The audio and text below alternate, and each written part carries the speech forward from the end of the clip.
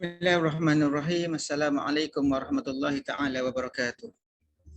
Innal hamdalillah nahmaduhu wa nasta'inuhu wa nastahdihi wa nastaghfiruh wa na'udzu billahi min syururi anfusina wa min sayyiati a'malina. Man yahdihillahu fala mudhillalah wa man yudlil fala hadiyalah.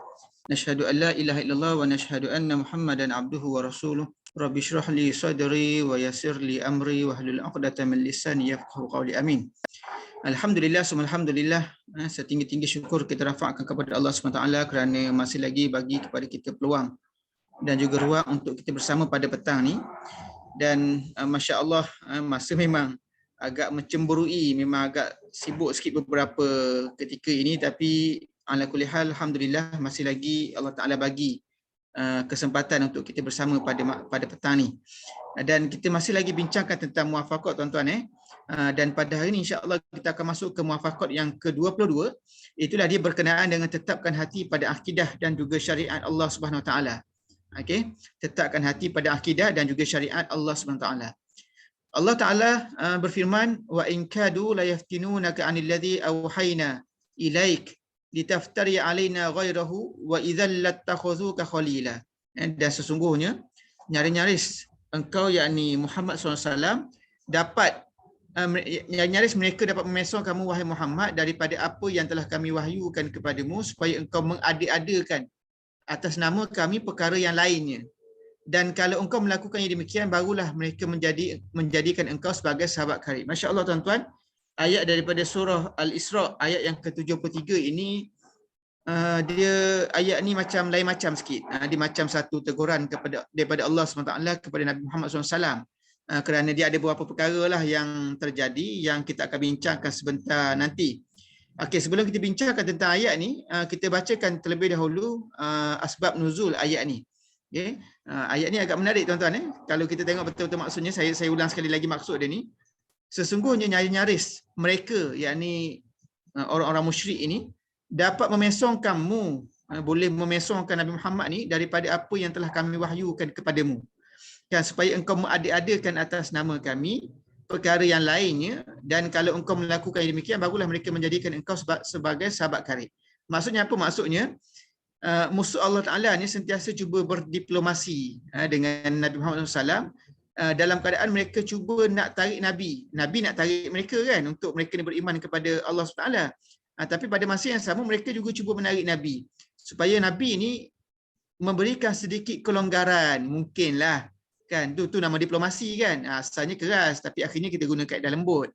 Jadi bila guna kaedah lembut ni, dia cuba bincang dengan Nabi untuk Nabi ni ambil sikit apa yang mereka amalkan dalam ajaran mereka.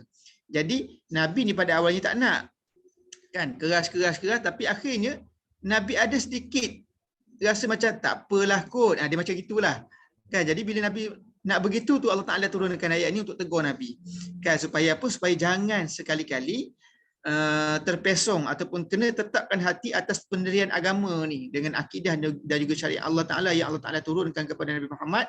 Itulah dia syariat agama Islam ni sendiri. Jadi ayat ni agak menarik lah, agak menarik, dan dia kena juga sebenarnya dengan kita pada kehidupan kita pada hari ni kan. Sebab kita sendiri pun dalam keadaan kita ni cuba berdiplomasi dalam kehidupan kita bersama dengan sahabat-sahabat kita yang lain tu, kadang-kadang banyak perkara yang kita kalah. Kita ni kalah. Jadi ada perkara yang kita boleh diplomasi, perkara yang sifatnya murunah kan, perkara yang sifatnya fleksibel, kita boleh tak ada masalah lah dalam bab-bab keduniaan. Tapi ada perkara yang sifatnya sabat, sifatnya qat'i kan, perkara yang kita tak boleh nak kompromi. Kita mesti kena tetap dengan pendirian yang asal kita, dan kita tak boleh langgar pagar yang yang menutupi ataupun memagari kita ni keluar daripada itu. Sebab kalau kita keluar itu, maka kita terkeluar daripada agama Islam itu sendiri. Jadi kita bincangkan apa kaitan ayat ni dengan muwafaqah Umar kan? Apa kaitan ayat ni dengan muwafaqah Umar? Jadi asbab nuzul ni kami ambil daripada tafsir Fakhruddin Ar-Razi. Dia riwayatkan dalam satu riwayat daripada Atha, daripada Ibnu Abbas. Dia sebut, dia kata ayat ini diturunkan mengenai kedatangan rombongan daripada Saqif yang menemui Rasulullah SAW dan bertanya baginda secara melampaui batas. Mereka ni bertanya dalam keadaan yang melampau-lampau. Mereka berkata, biarkanlah kami bersenang-senang dengan Tuhan kami selama setahun. Maksudnya dia kasarnya macam, bolehlah kami nak beriman kepada Allah, tapi sabar dulu. Dia macam gitulah kan. Biarlah kami bersenang-senang dengan Tuhan kami selama setahun. Kemudian kami akan haramkan lembah kami sebagaimana kamu mengharamkan Mekah, iaitu pokok-pokoknya, burung-burungnya dan juga binatang-binatang liarnya. Rasulullah pun mengabaikan permintaan itu dan tak jawab. Nabi memang dah faham dah, okey, ni orang nak main-main, tak boleh pakai ni. Ini diplomasi macam ni tak payah nak peduli sebab dia dah langgar pagar yang sepatutnya. Okay, jadi Nabi tak nak pedulikan. Tapi mereka ni ulang sambil mereka ni berkata, sesungguhnya kami gembira jika orang Arab tahu kelebihan kami ke atas mereka. Jika kamu tak suka apa yang kami katakan dan kamu takut jika orang Arab mengatakan bahawa kamu telah memberikan kepada mereka sesuatu yang tidak diberikan kepada kami, maka katakanlah kepada mereka, sesungguhnya Allah telah memerintahkan aku terhadap perkara demikian. Jadi nak bagi tahu apa? Rombongan daripada Sakif ni nak bagi tahu, dia ajar pula Nabi kan, hebat dia orang ni. Dia ajar Nabi, dia kata, kami ni nak ada satu kelebihan berbanding dengan orang Arab yang lain. Jadi okey tak kalau Nabi bagi kelebihan iaitu kami ni cool dulu daripada masuk agama Islam, kami kekal dengan agama kami yang asal, menyembah Tuhan-Tuhan kami yang kami sembah selama ni. Kemudian bagi kami tempoh setahun je. Lepas setahun tu kami akan kembali balik kepada ajaran Islam. Jadi itu adalah kelebihan yang kamu bagi kepada aku. Dan kalaulah orang Arab ni mempertikaikan keputusan yang ataupun kelebihan yang kamu bagi kepada aku, kepada kami ni, maka katakanlah yang Allah Ta'ala yang perintahkan aku untuk buat perkara yang demikian. Ya Allah. Mereka ni agaknya dia ingat Nabi ni suka-suka hati kot, gunakan akal fikiran semata. Dia tak tahu kan, dia tak meyakini sepenuhnya bahawa Nabi ni adalah Nabiullah, yang Nabi ni memang diatur fikirnya dan diatur tindakannya oleh Allah Ta'ala kan. Jadi itu antara perkara yang kadang-kadang mereka yang baru nak masuk Islam ni mereka tak faham. Jadi Nabi pun bila dengar perkataan tersebut, Nabi pun rasa rasa lembut hati sikit lah kan, rasa bersimpati dan berhasrat. Tak buat lagi tapi berhasrat untuk membenarkan permintaan tersebut. Maksudnya, okeylah kamu sembahlah Tuhan kamu dulu selama setahun, lepas tu baru beriman kepada Allah. Macam tu lah kan. Seolah-olah. Tapi Nabi tak sempat pun. Mungkin ketika itulah Umar masuk. Mungkin Umar dah nampak dah lenggok Nabi ni, sebab Umar ni sahabat Nabi yang lama bersama dengan Nabi. Dia faham sahabat ni sebagaimana yang boleh baca lah isi hati sahabat ni tadi kan. Jadi Umar pun sebut, Umar kata, kamu mengira bahawa Rasulullah bersimpati terhadap permintaan kamu dalam keadaan benci terhadap apa yang telah kamu sebutkan itu kan. Jadi Umar mempertikaikan. Umar kata, sebut dengan rombongan daripada Sakif tadi, kamu agak Nabi ni nak bagi ke, nak benarkan ke permintaan untuk sembah Tuhan kamu selama setahun tu, dalam keadaan Nabi tahu dan Nabi lah yang mengajarkan kepada kami perkara ini adalah perkara yang syirik, perkara yang salah, perkara yang kufur, perkara yang dusta kan. Jadi sudah tentulah Nabi benci kepada perkara tersebut, dan orang yang percaya kepada Allah mesti benci kepada perkara tersebut. Jadi tak mungkinlah orang seperti Nabi ini akan membenarkan permintaan sedemikian kan. Jadi Allah Ta'ala pun turunkan ayat Quran ni tadi menegur Nabi supaya jangan pedulikan perkara yang melanggar ataupun melampaui batas tadi. Jadi melampaui batas di sini maksudnya apa? Cuba melanggar batasan agama yang ditetapkan oleh agama kita lah. Walaupun di sana ada pintu-pintu ruang perbincangan, tapi yang perkara yang sahabat tadi tu adalah perkara yang tak boleh nak dipandang enteng. Jadi Al-Imam Suyuti disebut bahawa kisah ni daripada riwayat Al-Aufi adalah dhaif. Ini biasalah tuan-tuan dan disebutkan juga dalam oleh beberapa orang masyayikh yang lain turut mengatakan bahawa riwayat-riwayat ini adalah dhaif. Dan ada riwayat lain yang sebenarnya yang lebih masyhur. Ada riwayat lain yang lebih masyhur tentang penurunan ayat ini. Contohnya tentang kedatangan Umayyah bin Khalaf dan juga Abu Jahal bin Hisham dan berjumpa dengan Nabi. Wahai Muhammad, mereka sebut. Ini fasa Makki lah, maksudnya sebelum daripada Nabi hijrah ke Madinah. Kan? Wahai Muhammad, mari kita minta keberkatan daripada Tuhan kami dan kami akan masuk agamamu. Jadi Umayyah bin Khalaf ni dengan Abu Jahal bin Hisham ni, dia sebut dengan Nabi, jom kita jumpa dengan Tuhan kami, minta berkat daripada berhala-berhala tu, kemudian kami akan masuk ke dalam agamamu. Jadi permintaan ni melampau lah kan, mana boleh macam tu kan. Kita kalau fikir logik akal pun tak mungkin kita boleh terima permintaan yang sedemikian. Jadi Nabi pun inginkan mereka masuk Islam dan rasa kesian. Okeylah, bolehlah kalau nak minta berkat, kasarnya gitulah. Tapi Allah Ta'ala pun turun ayat Quran ni supaya Nabi mengabaikan. Maksudnya ayat ni diturunkan, Allah Ta'ala terus bagi panduan kepada Nabi, mengajarkan kepada Nabi, ujuk rayu sebegini tak akan membawa kepada sebarang kebaikan, melainkan kesesatan. Maka tak perlu pedulikan pujuk rayu yang sedemikian, dan kalau mereka tak nak masuk Islam pun terpulanglah kepada mereka, kerana kita takkan melembutkan lenggok kita kepada perkara-perkara yang membawa kepada keburukan. Dan hadis riwayat Ibn Abbas ini menurut Imam Suyuti adalah hadis yang paling sahih. Maksudnya kalau ikut hadis ni yang paling masyhur ni, berdasarkan kepada apa yang Imam Suyuti sebutkan ini, tidak ada kaitan dengan muwafaqah Umar. Dan ada lagi sebenarnya beberapa ayat lain yang turut menyebut tentang penurunan asbab nuzul, tentang penurunan ayat-ayat ini. Contohnya adalah tentang fasa Makki dan juga fasa Madani kan. Jadi fasa Makki antaranya permintaan kaum Quraisy agar Rasulullah SAW mencium Tuhan mereka sebelum cium Hajarul Aswad. Jadi dia sebut orang musyrik Mekah ni dia sebut dengan Nabi, ya Rasulullah, ya Muhammad, sebelum cium Hajarul Aswad tu cium Tuhan dulu. Dia kasarnya gitulah. Tapi Nabi ni dia nyaris dah nak buat sebab dia fikir Allah Ta'ala tahu apa beza antara berhala dengan Hajarul Aswad. Sebab Hajarul Aswad ni pun batu kan. Berhala tu pun batu. Jadi Allah Ta'ala tahu. Jadi dia cium tu bukanlah dengan maksud nak menyembah kan, tapi dengan cium tu sebab meraihkan, mungkinlah meraihkan permintaan kaum Quraisy ni, mudah-mudahan mereka akan lembut hati kepada Nabi Muhammad SAW. Gitulah harapannya. Tapi ayat dia turun untuk sebut dengan Nabi, tak perlulah kan. Hajarul Aswad tu lain cerita. Itu adalah memang ada dalam ajaran agama kita, dan kita pun tak sembah apa Hajarul Aswad tu kan. Kita pun tak sembah. Jadi berbeza dengan berhala. Dan riwayat yang seterusnya menyebutkan bahawa Quraisy ni diminta dengan Nabi untuk menghalau pengikutnya yang hina dina serta para hamba, supaya para pembesar Quraisy akan dapat jadi sahabat Nabi. Ini pun satu perangai juga orang Quraisy ni kan. Buanglah semua pengikut-pengikut tu kan, yang hamba-hamba tu, sebab Nabi pada awal tu adalah yang ramai mengikut baginda SAW bersama dalam agama Islam ini adalah hamba-hamba kan, ramai yang hina dina. Jadi halau mereka ni, jangan jadikan mereka ni sebagai sahabat. Maka kami ni, para pembesar Quraisy ni akan jadi sahabat kepada kamu. Kasarnya macam itulah permintaan daripada puak Quraisy kepada Nabi. Dan Nabi pun cenderung untuk ikut permintaan tersebut. Lalu turun ayat Quran melarang Nabi daripada melakukan perkara tersebut. Sebab apa? Sebab manusia ni dalam Islam sama. Kan? Pembesar ke, hamba ke, dari segi martabatnya manusia ni adalah manusia.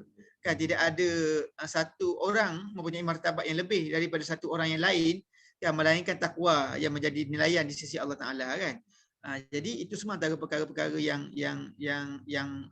mendasari agama kita, yang tak mungkin Nabi mengikut kehendak daripada puak Quraisy tadi.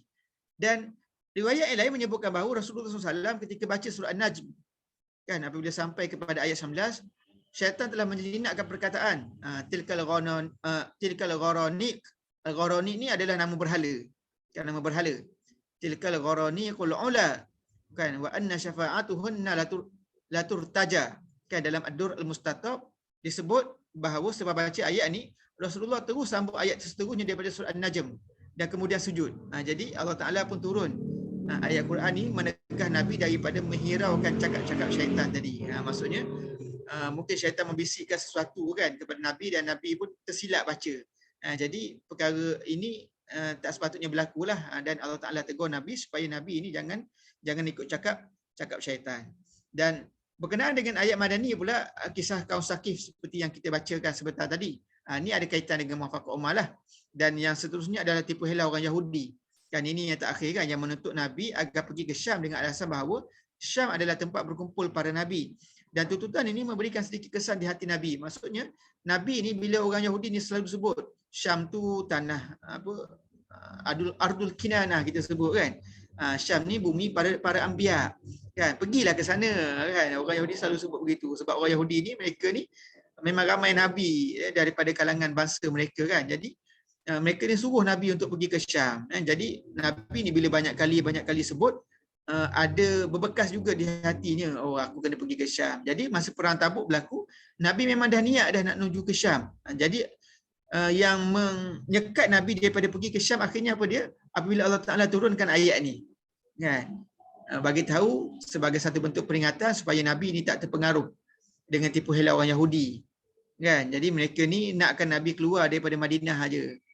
Lalu Jibril pun mengajarkan Rasul satu doa, dan penurunan kesuruhan ayat ni menunjukkan keharusan Rasul untuk pulang daripada Tabuk. Maksudnya lepas perang Tabuk tu baliklah, tak payahlah pergi ke Syam, sebab mereka ni bukan salah Nabi pergi ke Syam tu, tapi salahnya dari sudut strategi orang Yahudi tu nak suruhkan Nabi ni supaya keluar daripada Madinah. Jadi tuan-tuan, sebenarnya agak menarik ayat ni, kan? Agak menarik ayat ni. Sebab apa?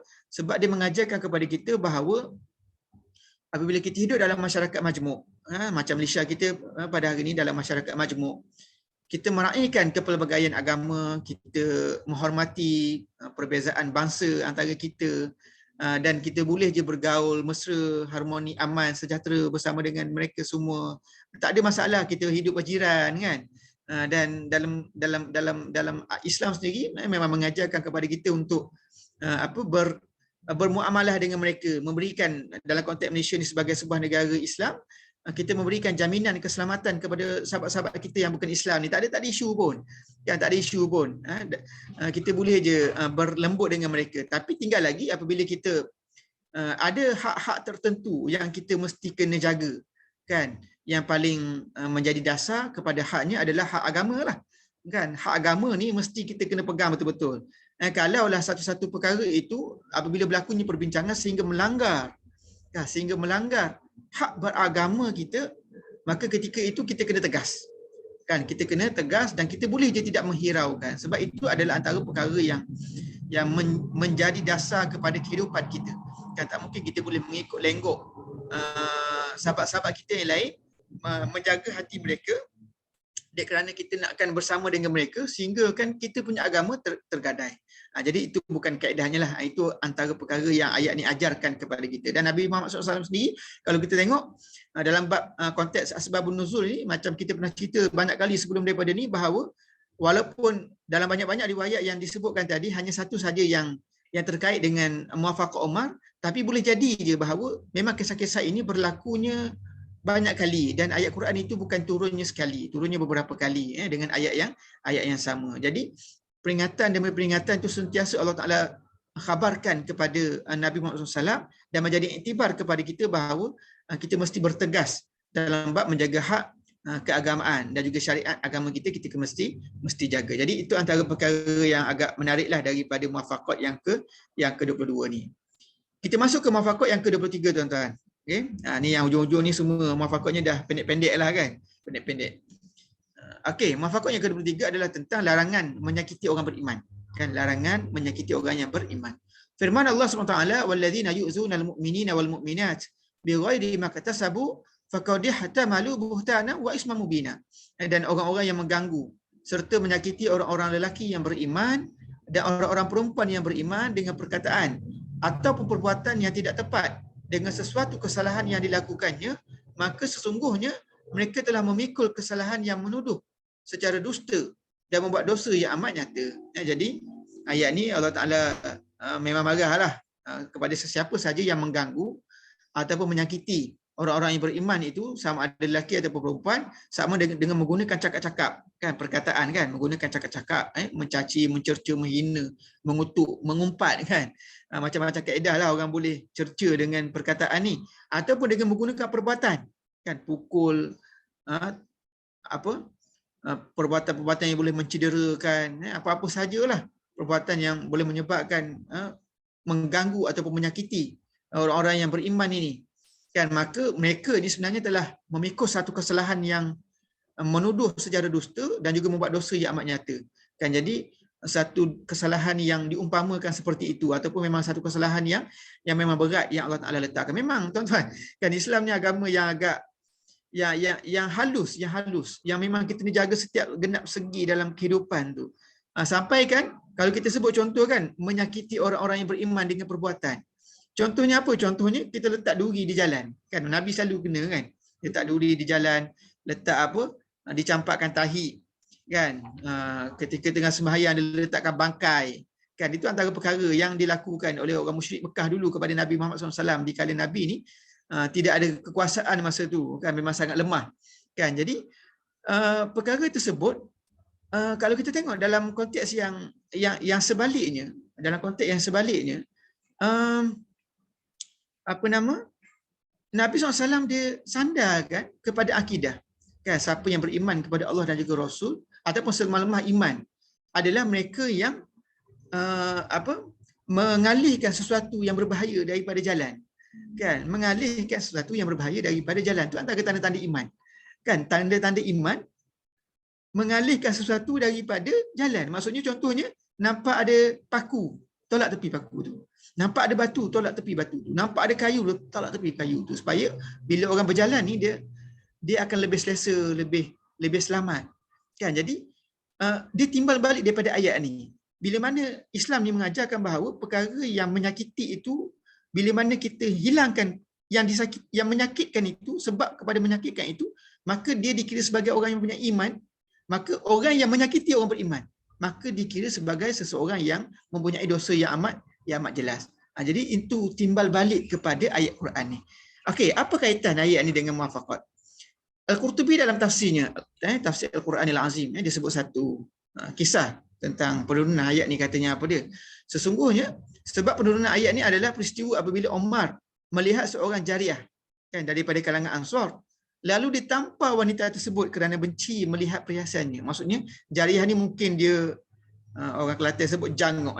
Jangok ni maksudnya berhias yang berlebihan kan, berhias yang berlebihan. Jadi bila tengok tu dia geram, dia tampar kan, ditampar. Jadi keluarganya pun keluar daripada rumah. Jadi keluarga wanita tu kebetulannya, mungkin wanita tu tadi duduk di sekitar rumah dia, jadi keluarga dia nampak dan dia keluar daripada rumah dan dia ejek Umar kan, dia ejek Umar dengan kata-kata yang buruk. Maka turun ayat Quran ni kan, turun ayat Quran ni. Jadi ayat Quran ni kata yang kita bacakan tadi, jangan menyakiti kan, jangan mengganggu ataupun menyakiti orang-orang yang beriman, baik lelaki baik perempuan.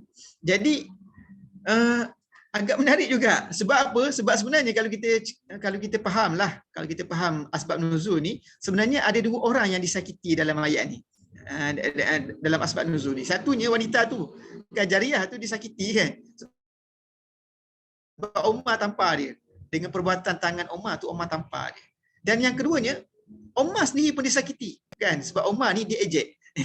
Umar ni dia ejek kan, dengan kata-kata nista lah, kata-kata yang buruk lah kan, sebab marahkan Umar, dia ngejek Umar, keluarga wanita ni tadi kan. Jadi ada pandangan yang mengatakan bahawa ayat ni turun untuk menunjukkan muwafaqat terhadap teguran Umar kepada jariah. Ini disebutkan oleh Syekh Hamid bin Ali kan, dia sebut, dia kata ayat ni bukannya tegur Umar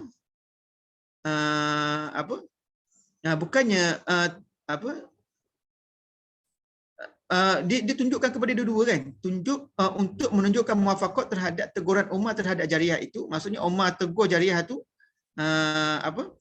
ayat ni setuju, dan mengingkari perbuatan jariah, marahkan jariah tadi kerana melampau-lampau dalam perhiasan, dan mengejek keluarga jariah tadi kerana memarahi ataupun mengejek-ngejek Umar selepas Umar menampar jariah tadi. Jadi ceritanya apa dia? Ceritanya bukannya ayat ni menegur Umar. Sebenarnya ayat ni menegur jariah dan juga keluarga jariah tu tadi. Jadi siapakah lelaki yang beriman yang dimaksudkan dalam ayat ni? Lelaki yang beriman tu yang dimaksudkan tu sebenarnya adalah Sayyidina Umar tu sendiri.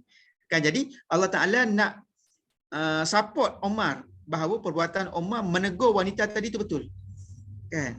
Itu ceritanya lah. Jadi Al-Imam Qurtubi dia sebut satu kisah lain yang nak bagi tahu, nak support lagi bahawa ayat ni bukan turun kerana Umar salah, tapi sebenarnya nak sokong Sayyidina Umar. Jadi kata Al-Qurtubi, dia kata diriwayatkan bahawa Umar Al-Khattab telah berkata kepada Ubay bin Ka'ab, ketika aku baca ayat ni semalam, aku rasa amat gemetar. Maksudnya selepas berlaku peristiwa ni turun ayat Quran ni. Jadi bila Umar baca, Umar rasa, alamak, Allah Ta'ala tegur aku ke ni kan? Dia macam tu lah kan, sebab Umar telah tampar jariah tu tadi. Kan? Sebab ayat Quran tu, wallazina yuzunal mu'minina wal mu'minat, kan, dia sebut orang lelaki dan juga orang perempuan kan yang beriman, siapa yang menyakiti kedua-dua ni. Kan, jadi Umar rasa macam okey, Allah Ta'ala tegur aku. Mungkinlah, jadi dia pun rasa gemetar. Ya Allah, orang beriman ni dia lain macam tuan-tuan kan. Dia memang kalau Allah Ta'ala tegur tu, dia akan rasa ketakutan ataupun rasa keinsafan yang amat sangat lah.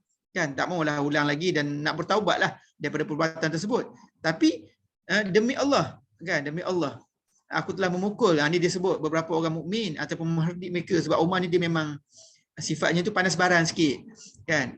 Tapi Ubay kata, kan, Ubay bin Ka'ab ni pun seorang sahabat Nabi juga, dia kata wahai Amirul Mukminin, kan, engkau tak termasuk dalam kalangan mereka yang dimaksudkan dengan ayat ni, kerana engkau adalah pendidik dan juga penegak keadilan. Ni Ubay bin Ka'ab punya faham bahawa yang dimaksudkan dengan ayat ini bukanlah Umar yang menyakiti orang beriman. Sebaliknya, Jariyah itulah yang menyakiti orang beriman dengan cara memakai pakaian yang yang melampaui batas, serta keluarganya itu yang mengherdik ayat Quran ni. Namun riwayat ini tidak menafikan riwayat yang awal tadi, bahkan membenarkan lagi perbuatan Umar tersebut, kerana Ubay telah memberikan pandangan yang menunjukkan bahawa ayat ini ditujukan kepada keluarga Jariyah itu, dan bukanlah tenaga Umar yang memukul Jariyah itu. Ini yang kita sebutkan tadi. Dan pada masa yang sama, Ibn Qayyim Al-Jauziyah pun disebut, dia kata ada 3 kisah lain lagi yang berkemungkinan menjadi sebab penurunan ayat ni. Antaranya adalah ayat ini yang dalam konteks menyakiti orang beriman ni diturunkan kepada segolongan lelaki yang suka berjalan di waktu malam di sekitar Madinah dan mengikut wanita-wanita yang keluar pada waktu malam bagi menunaikan hajat mereka. Sebab orang dulu dia tak ada tandas dalam rumah, kan. Jadi bila nak pergi tandas ni, mereka akan keluar daripada rumah cari tempat untuk mereka melepaskan hajat. Jadi bila wanita ni keluar, ada sekumpulan lelaki, istilah hari ni overnight lah, dia tak tidur, kan, dia lepak waktu-waktu malam ni, dan bila dia nampak wanita-wanita keluar ni, dia akan ikut wanita tersebut dan dia ganggu wanita tersebut. Tak kisahlah mereka ni adalah orang yang merdeka ataupun mereka ni orang yang hamba. Lalu apabila para wanita ni mengadu kepada Nabi, maka ayat ni pun diturunkan. Maksudnya jangan menyakiti mereka yang keluar daripada rumah untuk menunaikan hajat ni tadi, kan. Maksudnya nak buang air kecil, buang air besar, macam itulah. Dan ada juga riwayat yang mengatakan bahawa ayat Quran ini diturunkan kepada orang yang bercakap tentang Aisyah dengan Safwan Al-Mu'attal dalam Hadisatul Ifki. Hadisatul Ifki ni kita dah cerita pada siri yang lepas, kan. Jadi menegur kepada orang-orang yang bercakap-cakap, kan. Orang-orang yang bercakap-cakap, maksudnya dia menyakiti Aisyah dan juga Safwan Al-Mu'attal ni, dua orang sahabat Nabi yang besar, yang agung ni, kan. Aisyah lagilah Ummul Mukminin, kan.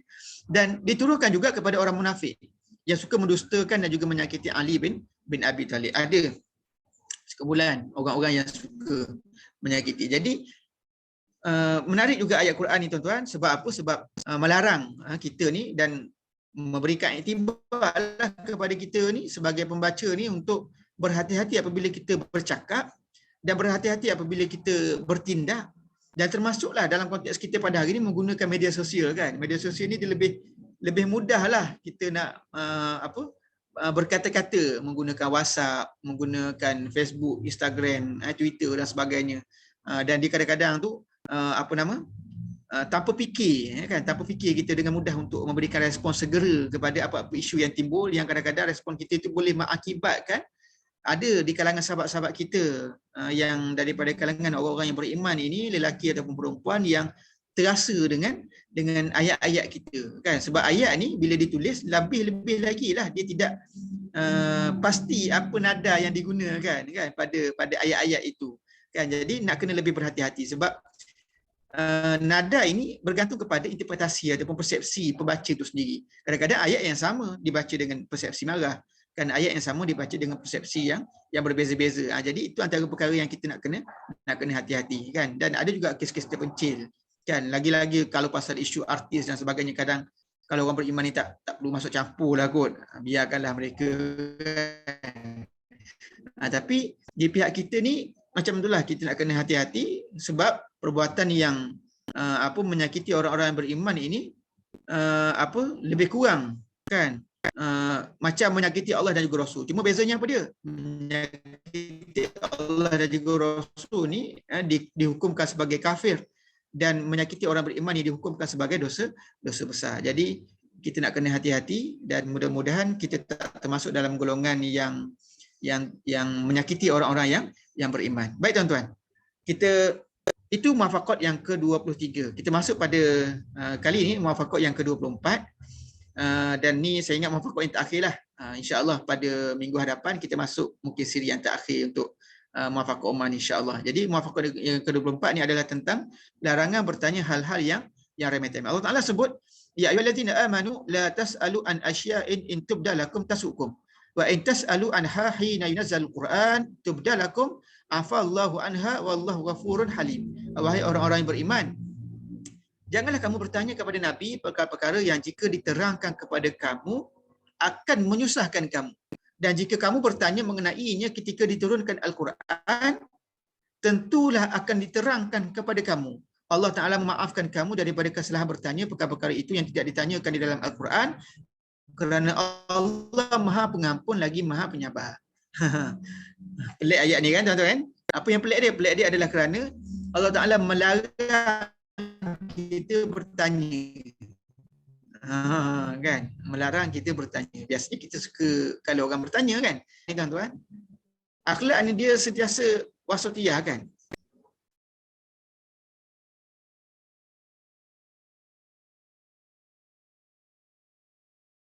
Akhlak ni sentiasa wasatiyah, berarti nanti kita tak dapat ilmu, kan? Tak bertanya nanti kita sesat jalan, kan?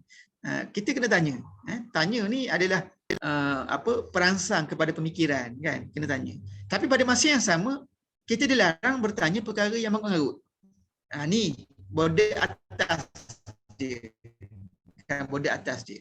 Melampau-lampau sangat banyak tanya, kan? Dan kadang-kadang pertanyaan tu pertanyaan yang remeh-temeh, yang tak sesuai untuk ditanya pun.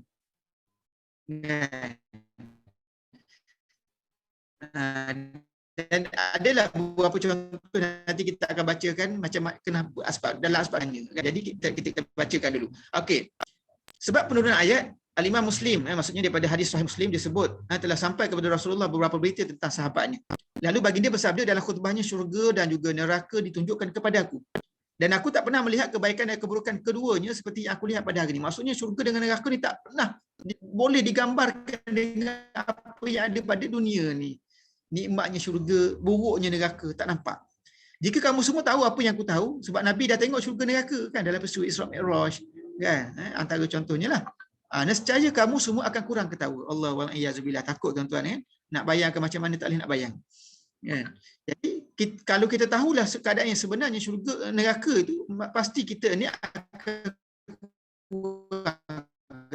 tahu dan banyak menangis. Lalu suasana yang lebih berat pada hari itu, maksudnya suasana yang sangat serius. Sebab Nabi pun dengan cakap yang sangat serius. Kan, Nabi dengan cakap yang sangat serius dan suasana pun sangat serius. Semua orang jadi diam, tunduk mungkinlah, kan? Tunduk mungkin, jadi mengimbau kembali dosa-dosa yang pernah dilakukan, risau, takut dengan ancaman ataupun cerita yang Nabi tengah khabarkan kepada mereka.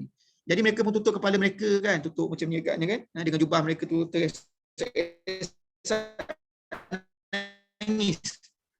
menangis, teresa-esa. Kami redha Allah tu Tuhan kami, Islam tu agama kami, dan Muhammad itu Nabi kami. Kan, Umar dia bagi satu statement. Kan, ini statement yang paling kita kena pegang lah tuan-tuan, kan. Raditu billahi rabba wa bil islami dina wa bi Muhammadin nabiyyan wa rasula, kan. Kita kena ulang-ulang selalu bahawa inilah dia antara ringkasan kepada syahadah kita. Dan Anas pun kata lagi, dia kata lalu bangun seorang lelaki dan bertanya, ayahku, ditanya. Siapa ayahku? Dia tanya siapa ayah dia. Buat seluruh, buat lawak ke, kemudian dia tengok suasana agaknya serius sangat, dia nak seluruh nak ceriakan balik suasana kot. Dia tanya siapa ayahku. Nabi menjawab, ayahmu adalah si-fulan. Kemudian turun ayat Quran, ya ayyuhallazina amanu la tas'alu an asya'in tubda lakum tasukum. Jangan kamu tanya satu benda yang jikalau kamu tanya akan memberatkan kamu. Pelik soalan ni tuan-tuan. Jadi ini antara soalan yang tak cerdik kita sebutkan tadi ni, kan, soalan yang melampau, yang melampau. Dia sebenarnya banyak tuan-tuan, soalan-soalan yang tak patut kita soal lah, kan, soalan-soalan yang tak patut kita soal. Dia ada adab menyoal sebenarnya. Contohnya apa dia? Contohnya soalan yang tidak sesuai dengan tahap kita. Kan para ahli ulama contohnya bila bincang dalam bab ayat mutasyabihat, contohnya Ar-Rahmanu 'alal 'arsy istawa sebagai contoh kan. Jadi Ar-Rahman itu berada di atas arasy. Jadi ada takwilan. Kan ada takwilan ataupun tidak ayat mutasyabihat. Para ahli ulama dulu bila ditanyakan soalan apa macam mana penerangan tentang ayat ni, ada sebagai para ahli ulama yang campak batu kan, jangan tanya kan, jangan tanya. Begitu juga kita nak tanya tentang contohnya Allah Ta'ala ni rupanya bagaimana. Kif itu kita tak boleh nak rupakan bagaimananya Allah. Kan? Kita tak boleh. Itu persoalan-persoalan yang tak cerdik. Dan para ulama pun ajar kepada kita, kalau nak fikir tentang Allah Ta'ala ni bagaimana, maka stop. Bila cuba nak bayangkan tu stop. Tapi kita boleh belajar tentang Allah Ta'ala ni bagaimana dengan cara kita belajar Al-Asma'ul Husna sebagai contoh. Kan? Maka kaedah tu sebenarnya berbeza. Bukan kaedah yang macam kita nak meminang orang kan. Meminang orang ialah gambarnya macam mana. Itu tak apalah. Sebab manusia kan. Tapi bila cerita tentang uluhiyat sebagai contoh, maka ada perkara yang menjadi larangan. Kan? Dan juga ada bila datang seorang ustaz di satu masjid, dia menerangkan satu perkara, datang seorang ustaz yang kedua, kita pun tanya satu perkara dengan maksud bahawa adanya khilaf di antara ustaz-ustaz, melaga-lagakan di antara ustaz dengan niat-niat yang tak elok. Maka ni antara perkara soalan-soalan yang dengan sengaja kan yang tak dibolehkan. Dan dalam konteks ayat ni lagilah dahsyat. Sebab apa? Sebab Nabi masih hidup. Nabi masih hidup kan. Nabi masih hidup dan pensyariatan masih lagi berlangsung. Kan Al-Quran masih lagi turun. Maka risau kalaulah mereka ni tanya yang soalan yang pelik-pelik dan Allah Ta'ala jawab. Allah Ta'ala mungkin murka, Allah Ta'ala mungkin jawab dengan jawapan yang mereka pun tak boleh nak sangka. Sesuatu itu mungkin boleh jadi syariat. Maka itu adalah sesuatu yang lebih bahaya lagi sebenarnya ketika itu. Maka teguran ini teguran yang serius. Dan kita nak kena tengok pada situasi lah tuan-tuan kan dalam bab persoalan ni. Kita nak kena hati-hatilah. Kena cerdik jugalah kan. Macam saya di maktab guru ni selalu saya sebutkan dengan para pelajar bakal guru ni kan. Teknik soal jawab selalu guru-guru dia ajarkan begitu, gunakan teknik soal jawab. Ya, soal jawab ni yang bagus, tapi ada border kan. Tak boleh tak menyoal, kena soal. Tapi soal jangan melampau. Jadi melampau tu bagaimana? Ada ciri yang kita boleh disebutkanlah dengan ayat ini yang dimaksudkan. Ibnu Katsir dalam Musnad Al-Faruq menyebut kisah yang sama dan mengatakan bahawa diturunkan ayat ini setelah Umar berkata, ani dikaitkan dengan mafaqah ni. Kami redha Allah Ta'ala sebagai Tuhan kami. Islam itu sebagai agama kami dan Nabi Muhammad itu sebagai Nabi kami. Dan setengah riwayat mengatakan Muhammad sebagai Rasul kami. Dan ada juga riwayat yang menambah lafaz Al-Quran sebagai imam kami. Kan? Kami, moga kamu dimaafkan oleh Allah. Jadi maksudnya Umar ni disebutkan lagi. Kan? Ampunkanlah kami, moga kamu dimaafkan oleh Allah. Dan Asyuti dan Ad-Dur Al-Mansur, Adul Mansur, ini kitab tafsir kan. Menambah satu lagi lafaz, kami berlindung daripada Allah daripada kemarahannya dan juga kemarahan Rasulnya. Okay? Dan ada beberapa lafaz yang banyaklah tentang hadis ni biasalah tuan-tuan kadang-kadang ada tambah-tambah lafaz dan sebagainya. Jadi kata-kata Umar ditujukan dengan soalan yang pelik-pelik yang macam kita sebutkan tadi. Siapa ayahku? La haula wala quwwata. Orang tengah serius cerita pasal syurga neraka, tiba-tiba dia tanya siapa ayah dia. Tunggu majlis dulu. Kok ia pun nak soal Nabi kot. Mungkin lama tak jumpa Nabi ke kan. Kita pun tak pastilah. Tunggu. Bertanyakan tentang ayahnya. Dan pertanyaan sebagian riwayat yang berbeza-beza. Ada yang jawab, ada yang sebut jawapan daripada hadis riwayat Muslim tadi, dia kata fulan. Maksudnya siapa ayahku? Fulan. Adalah Nabi sebut. Ada juga riwayat mengatakan Nabi menjawab dengan jawapan lain. Antaranya yang masyhur adalah yang lelaki tadi tu Salim, hamba Syaiban dan juga Huzafah bin Qais. Yang maksud adalah Huzafah. Dan ada yang kata dua orang lelaki yang tanya dalam satu majlis. Dan seorangnya adalah Abdullah bin Huzafah dan seorang lagi adalah anak Salim. Jadi maksudnya dia nak bagi tahunya apa dia? Ayah kepada si penanya ni adalah Salim, hamba Syaibah ataupun Huzafah. Sebab yang tanya tu adalah Abdullah bin Huzafah. Jadi ayahnya Huzafah lah. Anak kepada Salim. Maka ayahnya adalah Salim dah. Kan, tapi pertanyaan ni kan bertanya, maka ada unsur ejekan lah, ada unsur apa yang tak baik kan, yang tak elok. Jadi Nabi sendiri pun dia sebut la tas'aluni an syai'in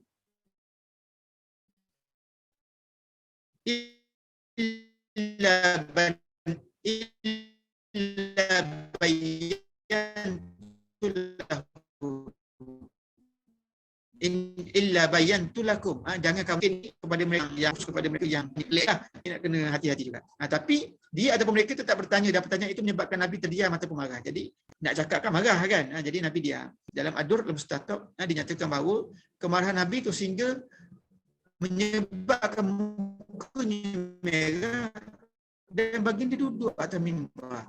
Sebab Nabi tengah cerita pasal syurga neraka kan. Kita boleh tengok tadi majlis Nabi tengah bercerita pasal apa. Dan disebutkan dalam tafsir At-Tabari bahawa Abu Hurairah dalam majlis tersebut dia kata lelaki itu bertanya, di mana ke ayahku? Kan ada juga yang tanya, di mana ke ayahku? La haula wala quwwata illa billah.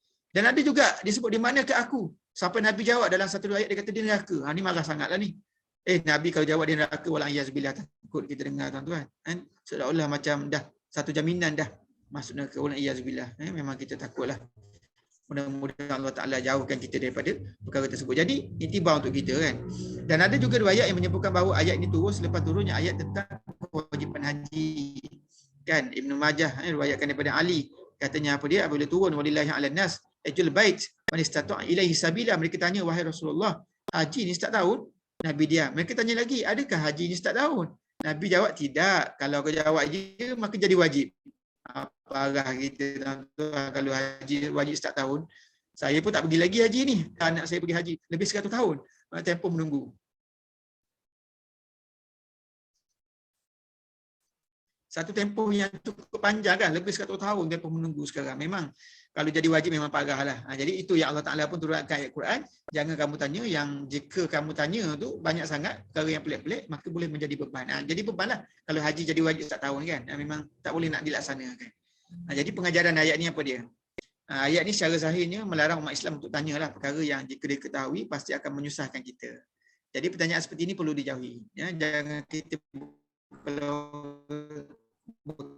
kelakuan seperti terdahulu yang suka tanya hal-hal yang remeh, mereka pula lari dan tidak beriman pula kepada jawapan tersebut.